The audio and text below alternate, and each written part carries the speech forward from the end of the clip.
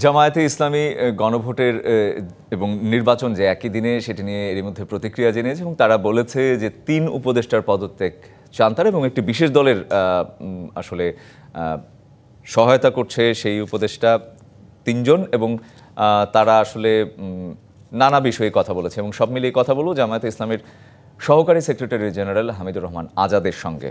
হামিদুর রহমান আজাদ, নিশ্চয়ই শুনতে পাচ্ছেন। আপনার কাছে আমার প্রথম প্রশ্ন থাকবে যে আপনারা ৩ উপদেষ্টা কেন মনে হচ্ছে যে আসলে একটি বিশেষ দলের প্রতি পক্ষপাতমূলক আচরণ করছে? আমার শুরুর প্রশ্ন এটি থাকবে। জুলাই সনদ যে প্রেক্ষাপটে তৈরি হয়েছে তার মূল লক্ষ্য ছিল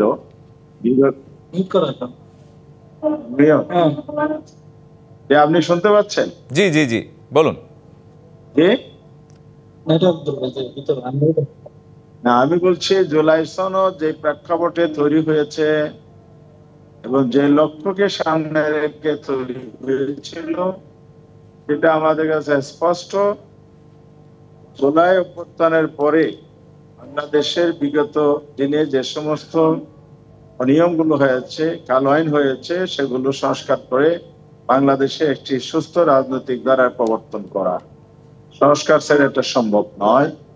বর্তমান সরকারের মাননীয় প্রধান উপদেষ্টা এটা বারবার জাতির কাছে উপস্থাপন করেছেন এবং প্রতিশ্রুতি দিয়েছেন সংস্কার করেই একটি সুষ্ঠু নির্বাচনের ব্যবস্থা করবেন।